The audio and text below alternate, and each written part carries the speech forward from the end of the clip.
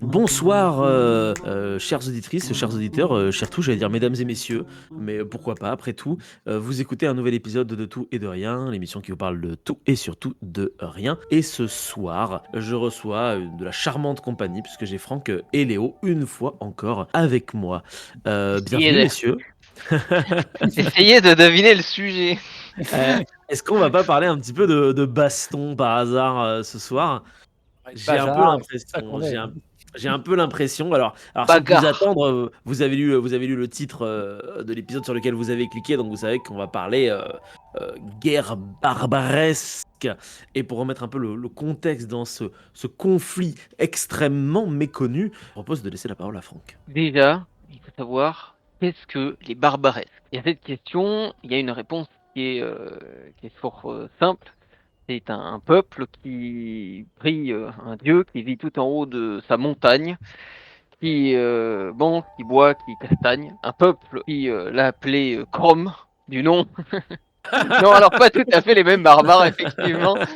Euh, Je me demandais où est-ce que ça allait, je disais attends, Ouais, on là, parle des mêmes là? Voilà, donc effectivement, non mais parce que barbaresque, c'est quand même un nom qui est quand même très marqué, hein. On sent le barbare derrière, qui est un mot d'ailleurs qui est très largement dévoyé dans tous les sens à travers l'histoire. Pour ceux qui ne le savent pas, c'est un mot grec à l'origine, qui veut simplement dire l'étranger, étranger, ouais. et qui va petit à petit se poser comme qualificatif de beaucoup de gens différents, dans beaucoup d'endroits différents, des Celtes d'Anatolie, jusque à nos populations d'Afrique du Nord de cette fin du XVIIIe siècle et surtout d'ici du début du XIXe. Ces barbaresques, en réalité, ce sont tout un assemblage de tribus, clans, de pseudo-États, le tout sous l'autorité très décentralisée de l'Empire ottoman, qui est la grande puissance musulmane de l'époque moderne, de la chute de Constantinople en 1492 jusque à peu près au milieu du 19e siècle, voire pour les plus courageux jusqu'en 1913 et la première guerre balkanique. Cet empire ottoman, il s'est étendu d'abord depuis sa base centrale en Anatolie vers l'Europe des Balkans, puis vers le sud en conquérant les Mamelouks en Égypte, et il s'est étendu ensuite vers l'ouest, à la fois par la force armée et par la diplomatie, puisque les populations d'Afrique du Nord vont trouver un certain intérêt à avoir un patron turc un petit peu distant, suffisamment distant pour être laissé tranquille la plupart du temps, et suffisamment puissant pour leur filer un coup de main quand c'est nécessaire.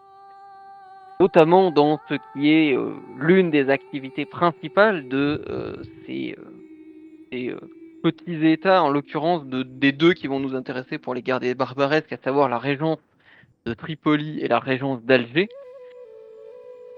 c'est bien entendu la piraterie.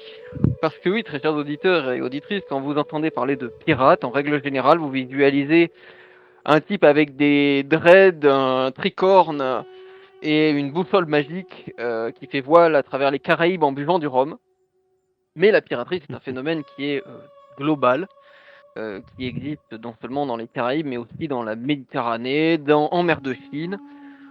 Énormément de peuples proches de la mer qui sont livrés sous des formes diverses et variées.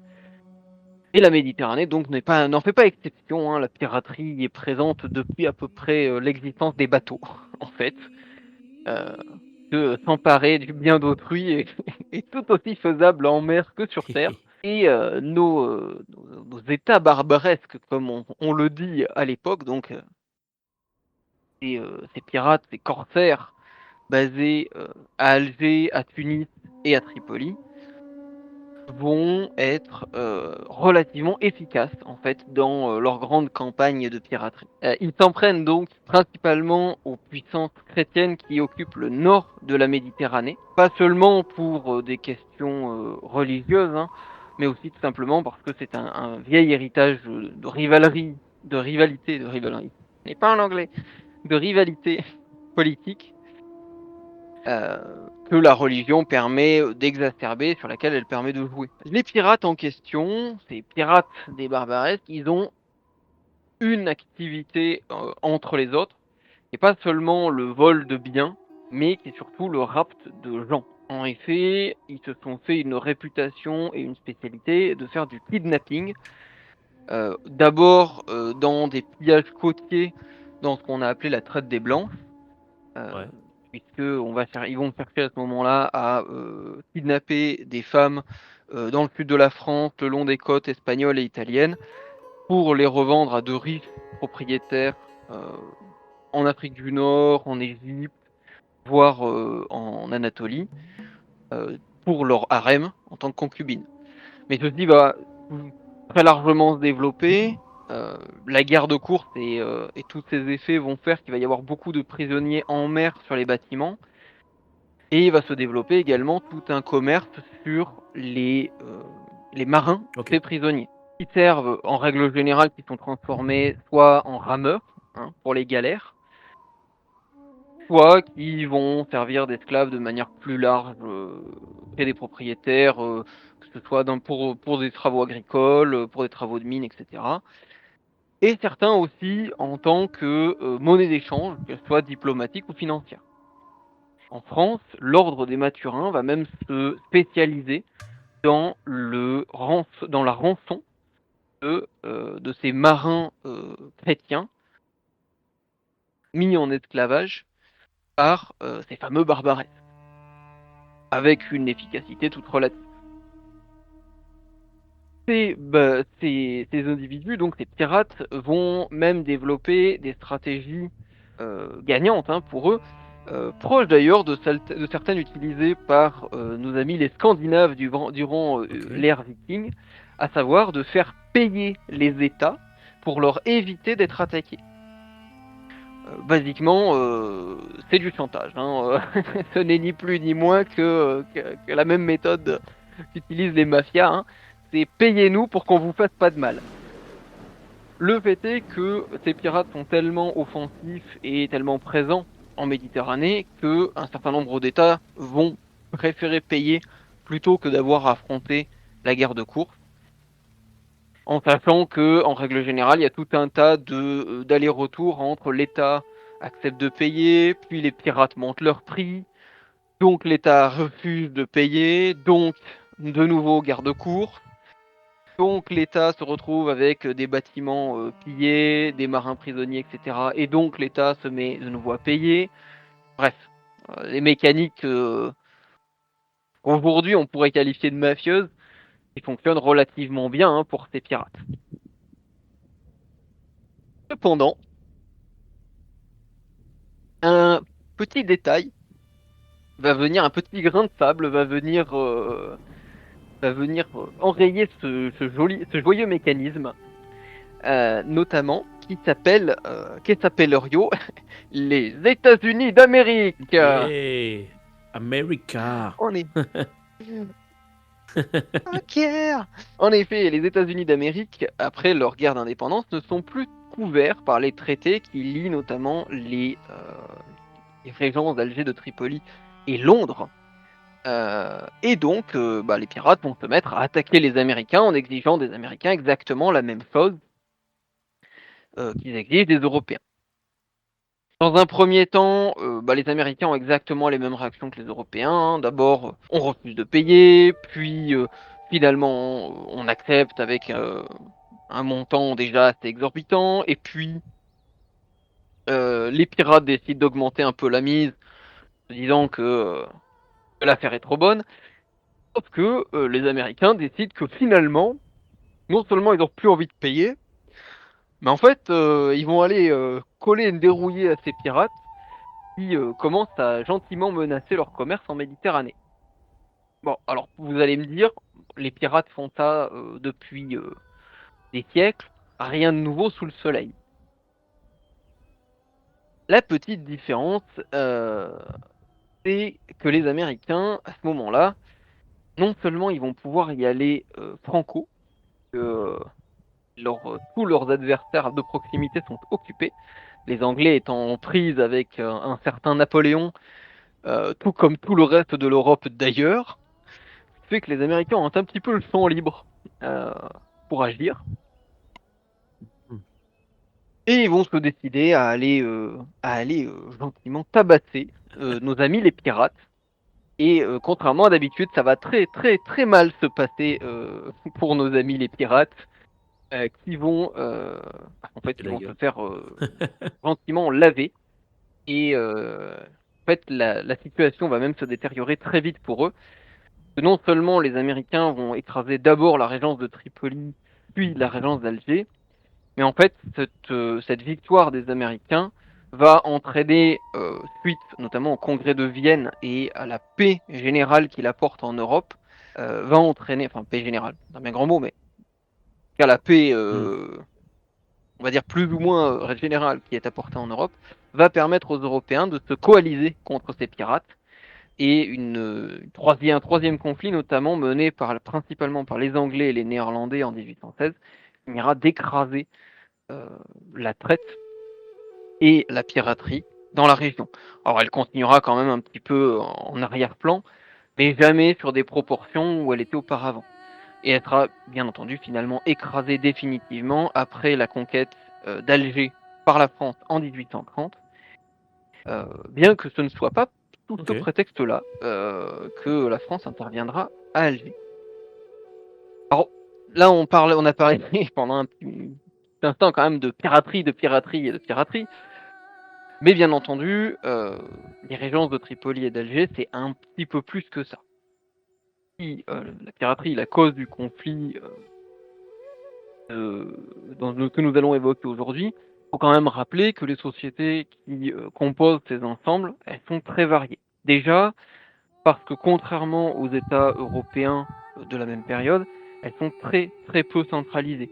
La régence d'Alger, par exemple, ne dispose réellement de son pouvoir que sur la bande côtière autour de la ville d'Alger et très très peu sur l'intérieur des terres, même si officiellement de nombreux chefs et clans lui sont rattachés. Cette autorité n'est en réalité que très faible. Alors il y a des documents qui montrent que même la fiscalité euh, semble entre guillemets relativement légère dans ces régions, avec une imposition qui est entre 5 et 10 fois moins importante, par exemple, pour un individu de l'arrière-pays algérois par rapport à un Français. Il pourrait laisser sous-entendre que, basiquement, la régence d'Alger ou la régence de Tripoli seraient des paradis fiscaux. Hein. En réalité, c'est pas vraiment le cas. C'est surtout que les autorités ultra-locales, les clans, les tribus et les différents chefs, récupèrent les impôts et n'en remettent qu'une toute petite partie à l'autorité d'Alger. Et elle-même en remet encore moins à Constantinople et aux autorités ottomanes. Donc ça ne veut pas dire que alors, ces États sont, quand on dit qu'ils sont décentralisés ou qu'ils ont une faible force, ça ne veut pas dire que l'intérieur des terres est d'un seul coup un paradis libertarien ou que sais-je. Hein. Attention, on est sur des sociétés qui sont quand même tout autant imposées que les autres, où les individus sont tout autant dans des carcans politiques, culturels ou religieux que les autres, et où ils vont se développer des rivalités locales, qui d'ailleurs entraînent bien souvent l'instabilité dans ces États, comme ça sera le cas dans la régence de Tripoli. En effet, on y reviendra peut-être, Léo va nous parler de cet événement en particulier, mais voilà, il y a des instabilités internes, des conflits parfois fratricides qui vont déchirer ces communautés et les affaiblir. D'autant que, contrairement à d'autres États, ils sont, très peu peuplés. Les estimations, par exemple, pour la régence d'Alger, sur le début du 19e siècle, font état d'entre 1 et 2 millions d'individus. Ce qui est, en comparaison, par exemple, d'une France qui, à cette époque, alors là, dites-moi si je dis des bêtises, je ne me rappelle plus le chiffre exact. De mémoire, on est sur quelque chose comme, 20 millions d'individus au début du 19e siècle, après les guerres napoléoniennes. Hop, 1815. Hop, qu'on ait un chiffre à peu près exact. Non, pardon. On devait pas te faire confiance alors? 1815, 30 c'est millions, pardon, c'est OK. 30 millions d'habitants. Donc l'écart est encore plus écrasant. Heu, donc ouais, il y a un écart de population qui est massif. Accessoirement, ce sont des régions méditerranéennes particulièrement désertiques, dans certains endroits, ce qui fait que l'agriculture y est relativement faible, même si sur les plateaux, de l'Algérie, on va trouver dans certaines des vallées, on va se retrouver dans certaines des régions, des grandes opérations agricoles qui d'ailleurs, exportent en partie, hein. Alors ce sera pas le sujet de cette vidéo. Peut-être qu'on fera un jour un sujet de la guerre sur Ça pourrait l'Algérie, être la intéressant. colonisation, la première guerre de conquête, et cetera. Heu, mais ça fait partie aussi des choses qui entreront en jeu dans les choix d'attaque, de tel ou tel État. Il y a un petit peu d'agriculture, il y a un petit peu d'export, mais celui-ci reste relativement faible et de plus, alors que, alors les Anglais se sont déjà lancés l'industrialisation, en Belgique, en Allemagne, bon, c'est pas encore la Belgique, les Pays-Bas encore, à ce moment-là, mais dans les États allemands, dans le nord de la France, on commence à réfléchir à l'industrialisation. On va plutôt être, par exemple à Oran ou à Constantine, dans des sociétés beaucoup plus artisanales, qui auront du mal en fait à combattre l'industrialisation par la suite. Si on ajoute tous ces éléments les uns à côté des autres, hein, la décentralisation, les luttes d'influence interne, une économie basée sur de l'artisanat local, sur une agriculture quand même assez faible et en plus de ça, sur énormément la piraterie, on y revient, qui est un énorme apport économique, et ben malheureusement, le jour où la piraterie s'arrête, ça va mécaniquement créer énormément de soucis ces États-là. Donc voilà, j'espère Mais avoir oui, tout à brossé fait. un petit portrait rapide de la situation dans ces États barbaresques à l'époque, hein, Ah oui. qui sont en vrai passionnants parce qu'il y a énormément de petits détails, il y a plein de clans différents. On n'a pas évoqué les conflits entre Oui. des chefs arabes, des populations kabyles, l'influence plus ou moins présente de certains ottomans, des janissaires, mais aussi des populations juifs, des populations juives, notamment à Alger ou à Oran, venues d'Espagne après la Reconquista, se sont placés en intermédiaires privilégiés entre les chrétiens et les musulmans. On n'a pas parlé de tout un tas de convertis qui sont devenus de fameux corsaires, etc. Mais on n'a pas déjà le temps de parler de tout, malheureusement. Nous ne sommes pas dans une vidéo de 6 On te heures. regarde le hors-série sur la guerre de sécession. Euh, mais voilà, il y a beaucoup de, en fait, il y aurait beaucoup, beaucoup de choses à dire, beaucoup de points à soulever. Retenez, voilà, principalement que on a affaire à des États peu décentralisés. Il y a 3 grands pôles de piraterie pour ces fameux barbaresques que sont Alger, Tunis et Tripoli, plus plein d'autres petits détails autour, mais c'est 3 grands pôles. Eux, ils vont finir par donc affronter, par affronter plus fort qu'eux, par embêter plus dangereux qu'eux, parce que l'effondrement de la piraterie dans la région ne pourra pas être compensé par une industrie naissante ou par un État centralisé fort qui fera de ces régions des proies entre guillemets faciles euh, pour des États européens en pleine expansion et à la recherche pour certains d'un renouveau de prestige dans la conquête de Bah, merci territoire. beaucoup, Franck, pour ce portrait dressé des mondes barbaresques. Et c'est vrai que c'est tout un univers auquel on n'a pas du tout l'habitude d'être confronté. C'est quelque chose qu'on connaît pas du tout. Et savoir que, il y a eu un conflit entre justement ces barbaresques que dans l'imaginaire collectif, je trouve, moi je le place toujours en mode, voilà, c'est 16e, 17e. Mais là, paf, de les voir affronter les États-Unis d'Amérique, c'est à la fois étrange et en même temps très, très fascinant. Donc merci beaucoup à toi de nous avoir dressé ce portrait. Il y a une petite raison. Après, il y a des raisons aussi historiques. Il y a des raisons. Alors, il y a des raisons politiques au fait que certains États ne veulent pas mettre en avant le fait qu'une bonne partie de leur histoire est aussi une histoire de Oui, piraterie, j'imagine. de rapt, d'esclavage, etc. Parce que bah, au 21e siècle, c'est pas top. Et ça va pas toujours avec le discours politique de nous avons toujours été des victimes. Voilà, des fois, c'est la réalité qui est souvent en nuance de gris est plus difficile à manipuler pour des politiciens, quels qu'ils soient d'ailleurs, euh, qui ont tendance à vouloir faire des gentils et des méchants. Et accessoirement, il y a aussi un gros problème de sources historiques, notamment sur la régence de Tripoli, donc qui est aujourd'hui la Libye, hein, pour ceux qui... Je parle de Tripoli depuis tout à l'heure, mais il y a peut-être des gens qui ne savent pas que c'est en Libye. La problématique, c'est que pendant plusieurs siècles, en fait, on a très très très peu de sources historiques, c'est-à-dire de textes sur la Libye, et qu'elles n'existent en fait quasiment pas dans les textes, notamment en plus à l'intérieur des terres, là où on va avoir plutôt des populations touareg, où on va voir des populations bédouines, où on va Kabyle. avoir des pas bédouines, je confonds, des Ah oui. non, des populations nomades. Je cherchais le terme. Voilà, parce que c'est pas forcément des populations qui utilisent massivement l'écrit, pour des raisons d'ailleurs tout à fait évidentes, hein. Quand on se déplace en permanence, c'est plus compliqué d'entretenir des bibliothèques entières et de les déplacer avec soi. Et voilà, du coup, c'est vrai qu'il y a des creux aussi historiques réels, hein, sur ces régions-là, où malheureusement on ne saura peut-être jamais un certain nombre de choses, tout simplement parce qu'on n'a pas les sources. Bah, encore une fois, du coup, merci pour ton intervention. Et ce que je vous propose, c'est que maintenant qu'on a vu un peu le contexte grâce à toi, Franck, qu'on se plonge un peu plus dans les méandres d'une bataille décisive au cours des guerres barbaresques. Et quand on parle de bataille et de guerre, bien évidemment, vous le savez chez nous, ça fait venir directement Léopold.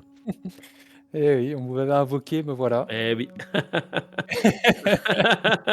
Attiré comme le miel, les abeilles par le miel, Voilà, il on est va me attiré prendre par pour le un sang et les affreux obus. belliqueux. Belliqueux. Bah, comme nous tous, hein, en cet audio. Vous l'aurez compris, je suis un Bon. affreux colonialiste. Et Léopold C'est est un, évident. est Maintenant, un on le sait. monstre sanguinaire, hein. Et oui, donc effectivement, oui, on va essayer de parler d'un événement en particulier. N'est pas décisif, parce qu'en tant que tel, il n'a pas mis fin à la guerre, mais qui est particulier en cela que c'est la première opération extérieure militaire des Marines américains. C'est une histoire qui pourrait commencer comme une blague, puisqu'on a impliqué dedans un diplomate soldat avec un bicorne, 8 Marines américains, une poignée de mercenaires grecs et arabes et un canon. J'avoue, Là, ils j'avoue rentrent la pas blague, dans un ouais. bar, mais ils vont essayer de prendre une ville. Bon.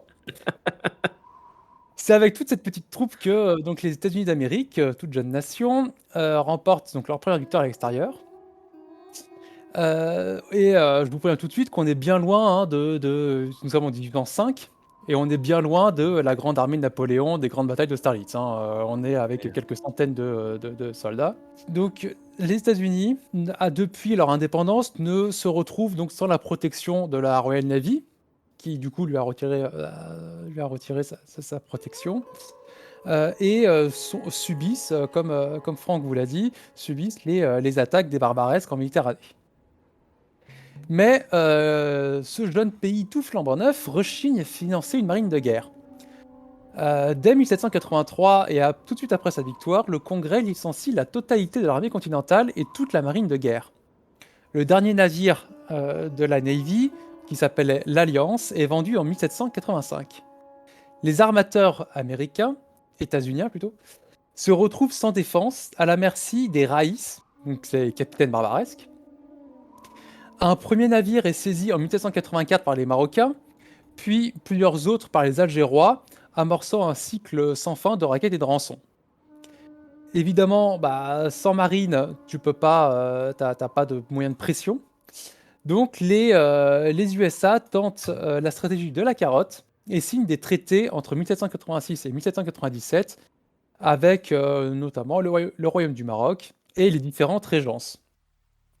Ces traités impliquent la libération des otages et la sécurité de navigation contre le versement d'un tribut régulier en argent ou en matériel. Mais le papier est bien évidemment beaucoup trop fragile face à la tentation du butin. Et surtout, comme je viens de le dire, les États-Unis n'ont aucun moyen de rétorsion. Ces tribus vont même finir par s'élever jusqu'à 20% du maigre budget fédéral en 1800, sans rien changer à la donne. La polémique enfle tant aux États-Unis qu'en 1796, le président Adams décide de recréer une marine ex nihilo. Il commande 6 grandes frégates de 36 et 44 canons aux grands chantiers du pays, Baltimore, Norfolk, New York, etc. etc. Il faut que ces navires soient suffisamment puissants pour engager n'importe quel pirate et suffisamment rapides pour les rattraper. Le 30 avril 1798, le président crée le ministère de la Marine, le Department of the Navy, ainsi qu'un petit corps de troupes qui deviendra plus tard gros et célèbre, chargé d'assurer la sécurité des navires et la protection des légations outre-mer. C'est l'US Marine Corps, qui est la résurgence des éphémères Continental Marines de la guerre d'indépendance. Mais on n'est pas encore à plusieurs dizaines de milliers d'hommes. En 1800, il comprend 525 hommes et 38 officiers. En mars 1801, Thomas Jefferson succède à Adams, et bien qu'initialement il soit hostile à la création d'une marine, il rejette la conciliation de son prédécesseur avec le slogan « Des millions pour la défense, pas un sou pour le tribut ». Et lorsque la nouvelle administration se voit demander le traditionnel cadeau d'accréditation des consuls américains, le tribut en clair, Jefferson refuse. Évidemment, les régences l'ont pas très bien pris. Et le 10 avril 1801, le pacha de Tripoli, qui s'appelle Youssouf Karamanli, qui réclamait la somme astronomique pour l'époque de 225 000 $, environ 5,5 millions actuels, fait scier la hampe du drapeau américain. Et à partir de là, c'est la guerre. Jefferson envoie une escadre en Méditerranée, avec au début des ordres strictement défensifs. Leur logistique est assurée par le roi de Naples Ferdinand IV, qui est soucieux aussi de réduire la menace des barbaresques, puisque directement menacé. Les patrouilles américaines sont lancées depuis Messine, Palerme et Syracuse. Et les fruits tombent. Le 1er août 1801, la goélette Enterprise capture la polacre de 14 canons Tripoli, qui venait l'agresser, avant de la relâcher, puisque l'autorisation de faire des prises ne sera donnée par le Congrès qu'en 1802, en faisant voter une loi spéciale. Rapidement maîtresse des mers, l'US Navy se contente de contenir la menace grâce à ses grandes frégates, parce que ils ne peuvent pas aller directement à Tripoli. Ils ne peuvent pas les prendre, Tripoli, qui est ceinte de grandes murailles, qui sont garnies de 25 000 hommes et 150 canons, avec un port contenant une trentaine de navires armés, la ville est donc invulnérable pour la marine américaine, qui est bien trop faible. Mais Jefferson veut quand même détruire la menace ONI, et fait renforcer pendant l'année 1803 l'escadre du commodore Edward Preble, qui assure le blocus des côtes. Un blocus qui n'est pas sans risque, puisque la frégate de 36 canons Philadelphia s'échoue et son équipage est capturé. Cet affront est en partie lavé par le raid commando du capitaine Stephen Decatur, qui brûle la frégate, faute de pouvoir la faire reprendre la mer. Malgré ça, la guerre est dans une impasse. En juillet 1804, Preble fait bombarder le port de Tripoli à plusieurs reprises, mais sans aucun effet. Ils essayent d'envoyer une mine flottante, ce qui est en fait un bateau rempli d'explosifs, dans le port de Tripoli, mais qui explose avant car elle est touchée par l'artillerie tripolitaine. Et c'est dans cette impasse qu'intervient un jeune officier, un jeune consul américain, qui s'appelle William Eaton, et qui brûle de restaurer l'honneur du drapeau étoilé en Méditerranée. Il prononce ces mots: « De l'aveu de tous, la paix n'était qu'un objet secondaire face à l'honneur national, et donc toutes les mesures adoptées et tous les moyens retenus visaient à la réalisation de cet objectif qui semblait primordial. La première occasion de la saison suivante devait donner une imposante leçon à la sournoise fierté de la barbarie. » Une humeur belliqueuse. Son idée est de s'appuyer sur les querelles dynastiques locales, en l'occurrence le frère de Youssouf Karamanli, qui s'appelle Ahmet Karamanli, qui est en exil à Alexandrie et qui revendique de là-bas la régence de Tripoli. Eaton le contacte et l'entente est plutôt rapide. Il signe un traité promettant d'avancer les frais de la campagne et de le restaurer dans ses droits, en échange du remboursement et de l'engagement à cesser définitivement les tributs, les rançons et la mise en esclave d'Américains. Le successeur de Preble, Samuel Barron, est d'accord avec Eaton, mais sans ordre de Washington, il se trouve en porte-à-faux. Il n'accepte qu'une implication minimale de son escadre et de sa centaine de Marines embarqués. Eaton parvient quand même à rassembler une force hétéroclite de 500 hommes. Il a 8 Marines sur les ordres du lieutenant O'Bannon, une cinquantaine de mercenaires grecs et artilleurs chrétiens. Le reste est composé de musulmans turcs et arabes, dont Ahmed Pacha et ses 90 tripolitains exilés, et environ 350 cavaliers et chameliers, sous les ordres de Sheikh Al-Tayyeb. À partir de là, quel est l'objectif d'Eaton? Comme objectif n'est bien évidemment pas Tripoli, parce qu'avec une force aussi faible, il ne peut toujours pas la prendre, mais c'est la ville fortifiée de Derna, une ville fortifiée de Syrianique, à 800 km à l'ouest d'Alexandrie. La colonne se met en route le 8 mars, évitant toutes les places fortes. La marche dure environ 50 jours, et les relations se dégradent entre les mercenaires chrétiens et musulmans, ces derniers étant sourcilleux sur l'observation des règles religieuses en terre d'islam. Il y a même une mutinerie qui éclate, qui est réprimée avec peine par Eaton et Ahmed Pacha, et il en faut même peu pour que ça tourne au désastre. Le 18 avril, la colonne arrive affamée et épuisée à Al-Bamba, où elle peut se ravitailler grâce à 2 sloops américains qui les attendaient. Le 22, elle reprend sa marche et arrive en vue de Derna le 25. Même si ce n'est pas Tripoli, la ville reste bien défendue par le gouverneur Mustafa Bey, qui dispose de 2200 hommes, dont 950 cavaliers, installés dans des forts garnis de canons. L'entreprise paraît quand même périlleuse avec une infériorité numérique d'Eaton à 1 contre 4. Un premier parti de cavaliers sort de la ville, mais fait vite demi-tour. Mustafa Bey ne veut pas risquer une rencontre en race campagne, mais il ne veut pas non plus négocier. Sa réponse au message d'Eaton est d'ailleurs très claire. Lorsque Eaton demande le libre passage et ravitaillement, Mustafa Bey répond « Ce sera ma tête ou les vôtres ». Eaton a un plan mais a besoin d'artillerie. Donc le capitaine de l'Argus, qui est un des 2 sloops qui a ravitaillé la colonne, fait débarquer une unique pièce de marine et arrive à la mettre en batterie. À l'aube du 27 avril, l'attaque commence par un bombardement de l'Argus qui attire le feu des défenseurs. De son côté, Eaton, avec les mercenaires européens, sous le couvert de leur unique pièce d'artillerie, avance vers le fort, couvrant la route de l'Est, donc de là où ils sont arrivés, sous une pluie de balles de mousquet. Comprenant que le temps passé sous ce feu risque de faire flancher ses hommes, il lance une charge quasi suicidaire. Plusieurs hommes tombent, dont un marine. Eaton est lui-même blessé au bras, mais les défenses du Bey, pourtant largement supérieures en nombre, flanchent inexplicablement. Mais Eaton ne s'est pas contenté d'une attaque frontale. Il a fait contourner discrètement la ville par les mercenaires arabes et les troupes d'Ahmed Pacha. Et lorsque ils attaquent à l'ouest, ils ne rencontrent quasiment aucune résistance et entrent dans Derna, provoquant la panique dans la garnison, prise à revers par terre et bombardée par la mer.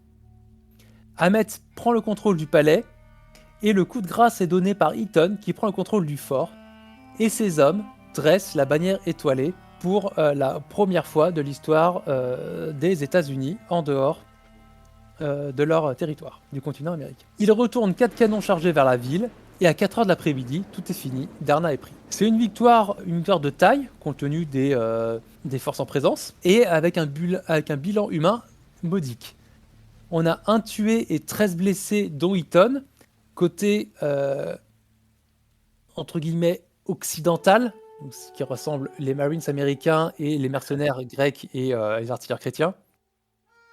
Et le nombre reste inconnu parmi les mercenaires arabes et les défenseurs. De son côté, Youssouf ne reste pas les bras croisés. Il avertit la marche d'Eaton, il envoie des renforts qui trouvent Derna prise et décident de l'assiéger. Le 13 mai, les Tripolitains lancent un assaut surprise qui est bien près d'atteindre le palais du Bey avant que les canons de l'Argus et les artilleurs d'Eaton ne les fassent reculer. Le siège continue encore quelques semaines avant que les Tripolitains ne se retirent. Mais Youssouf n'est toujours pas prêt à négocier. Eaton ne se dégonfle pas et se prépare à marcher carrément sur Tripoli, à 1300 km de là. Alors, en pleine marche, Eaton apprend le 10 juin qu'un envoyé du gouvernement américain a signé à Tripoli avec Youssouf un nouveau traité d'amitié. Cette nouvelle s'accompagne avec un ordre d'abandonner toute conquête, de regagner Alexandrie et de rompre avec Ahmed Pacha, dont le traité garantit la sécurité ainsi que la libération de sa famille retenue en otage, à condition qu'il reparte en exil à Alexandrie. Ce traité comprend un échange de prisonniers déséquilibré, puisque 300 Américains sont libérés, principalement l'équipage du Philadelphia, qui s'était échoué, contre moins de 100 Tripolitains. Mais ultime camouflet pour Washington, puisque Washington est encore obligé de verser une rançon de 60 000 $. Maigre satisfaction dans tout ça, il n'y a pas de tribut ultérieure qui est prévue. Et c'est ainsi que s'achève en demi-teinte la première expédition américaine en dehors du continent américain. C'est un véritable exploit militaire et logistique, dont la mémoire des Marines allait faire grand écho, puisque le second vers de leur hymne, qui commence par To the Shores of Tripoli, évoque la prise de Derna. Mais Eaton ne sera pas récompensé de cet exploit. Il est accueilli en héros au retour, mais rapidement est accusé d'avoir outrepassé les instructions du gouvernement en prenant parti entre les frères Caramanli. Il n'a pas la reconnaissance du Congrès, qui refuse même de rembourser les frais de sa campagne. Et c'est donc son état natal du Massachusetts qui lui offre 4000 hectares de terre. Et quant aux relations avec les régences, elles resteront sur le fil. Il faudra même une brève deuxième guerre barbaresque en 1815, se résumant à la capture ou à la destruction de navires algérois, pour acter la fin, entre guillemets, officielle des tribus.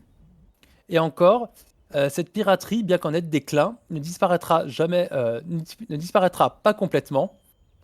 Ce n'est qu'avec la conquête de l'Algérie par les Français en 1830 que ça disparaîtra enfin. Eh ben, dis donc. Bah, merci beaucoup encore une fois pour cette bataille que tu nous as décrite avec brio, encore une Oh. fois. C'est quoi, je vous ai applaudi tous les deux. C'est l'émission qui est très bien.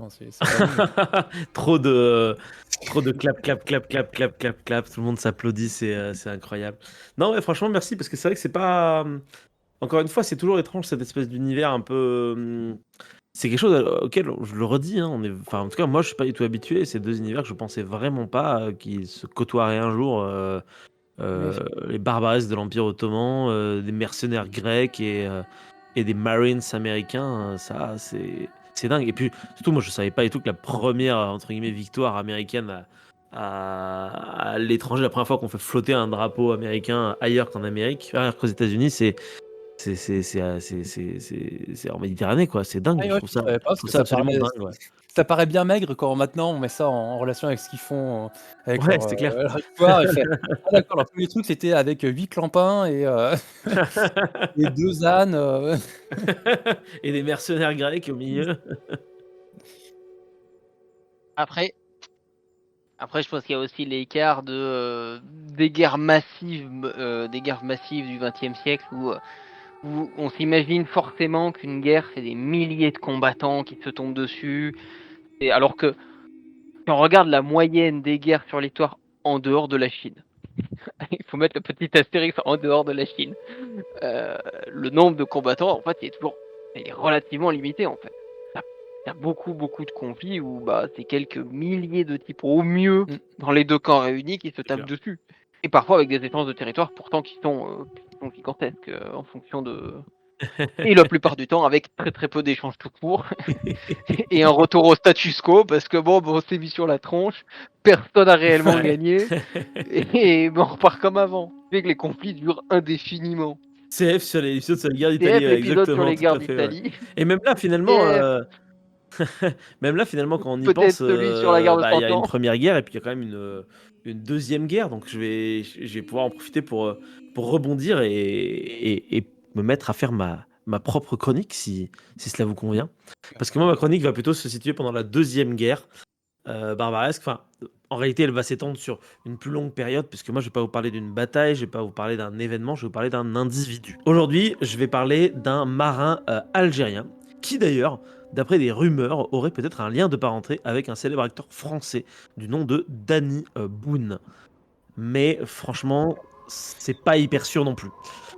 Donc, moi, je vais pas vous parler de Danny Boone aujourd'hui, je vais vous parler de Hamidou Ben Ali, qui naît en 1770 à Alger. La ville fait alors partie de la régence d'Alger dont on a parlé pendant vos deux chroniques précédentes, et elle est gouvernée par un dey, terme traditionnellement traduit en occidental par régent de Alger. Hamidou Ben Ali, d'après des témoignages recueillis de ses propres officiers, serait d'origine kabyle. Cependant, d'après des sources européennes, il serait un Algérien natif. Quoi qu'il en soit, c'est un homme de taille moyenne, assez robuste, qui a un teint plutôt pâle, des yeux bleus et des cheveux clairs, voire parfois même peut-être carrément blond. Donc c'est vrai que ça ressemble quand même plus à un kabyle qu'à un natif algérien. Bref, dès l'âge de 10 ans, il va abandonner le métier de tailleur que lui faisait apprendre son père et il va s'engager comme mousse à bord de l'un des navires de la Régence d'Alger. Le navire en question est commandé par le Reis Memou. Là, il va apprendre le métier de marin, mais surtout le métier de corsaire. Et assez rapidement, il va se faire une réputation et il va accéder à des postes de commandement au sein de la flotte du Reis Memou.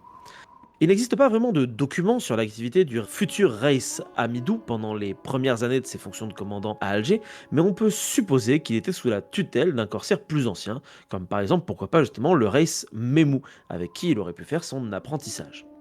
Quoi qu'il en soit, il aurait passé ainsi l'examen organisé par ce qu'on appelle la Taïfa des Reis, à savoir un conseil de capitaines pirates de Alger. Et il a lui-même alors été à ce moment-là autorisé à devenir Reis. Son premier succès est survenu peu de temps après sa nomination, lorsqu'il a réussi à guider son navire d'une défaite apparemment certaine face à un ennemi espagnol beaucoup plus important en nombre. En 1790, après la reconquête d'Oran, Hamidou est nommé chef de la marine oranaise, qui comportait alors 3 shebeks et felouks. Le Dey lui octroie aussi un shebek de 3 mâts armé de 12 canons, pourvu de 60 marins. Le 8 mars 1802, après quelques jours de croisière, Hamidou fait la rencontre d'un vaisseau de guerre portugais de 44 canons avec un shebek de 40 canons. Conscient de la supériorité militaire de la frégate portugaise, il emploie la ruse. Il hisse un pavillon anglais pour s'approcher des Portugais. La frégate algérienne se tenant correctement, les Portugais se laissent approcher. Ils prennent conscience bien trop tard qu'ils sont face à des pirates. Les Algériens abordent alors et dévastent le navire. 282 Portugais sont faits prisonniers et les corsaires capturent le navire. La frégate deviendra une unité de la flotte de la Régence connue sous le nom de la Portugaise.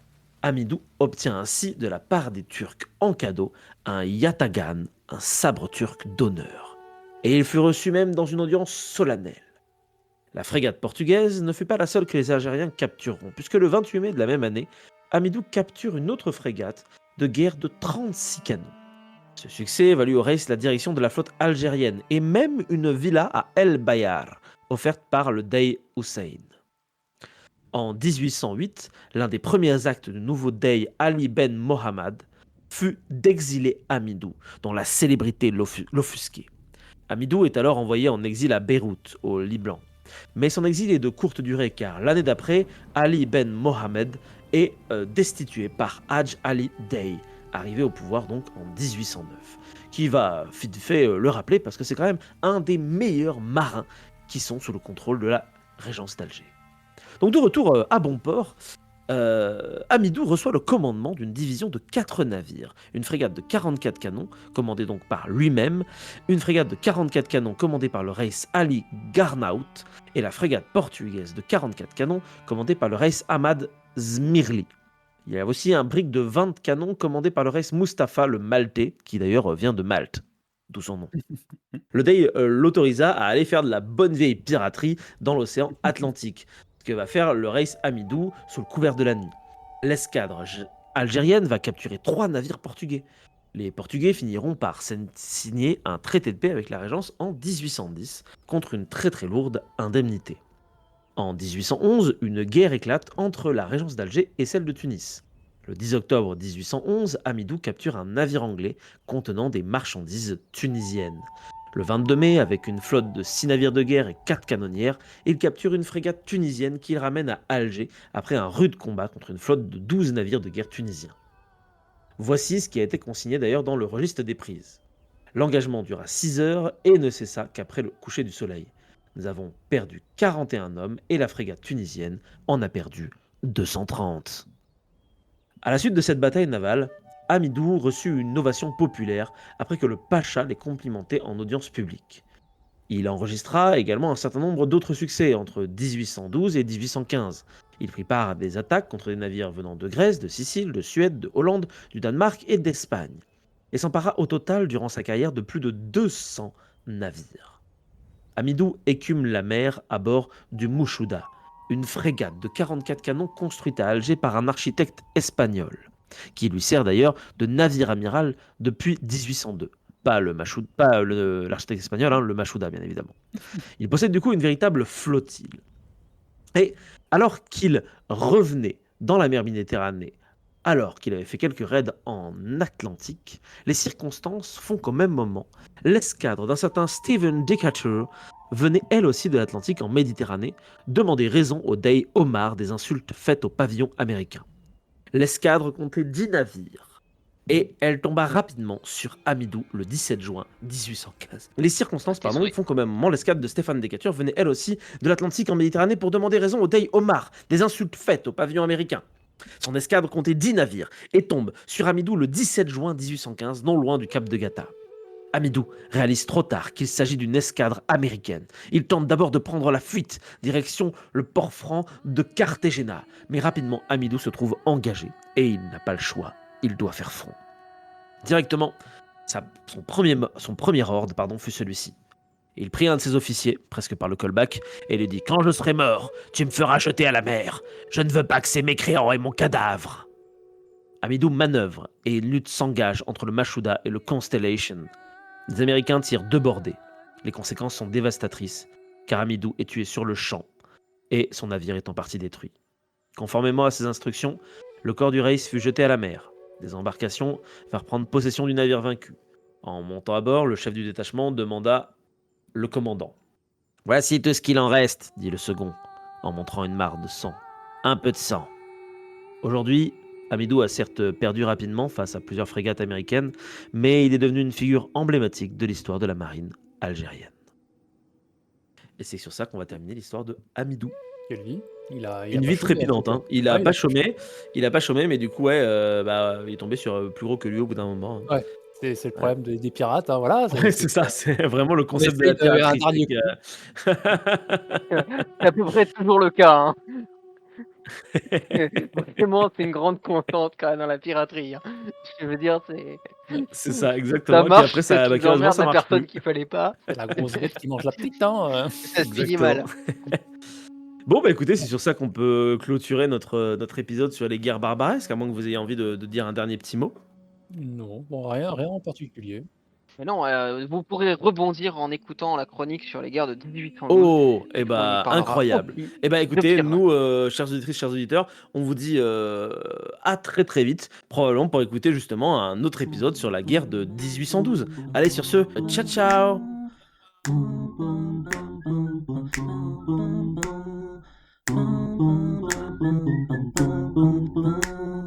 Now recording.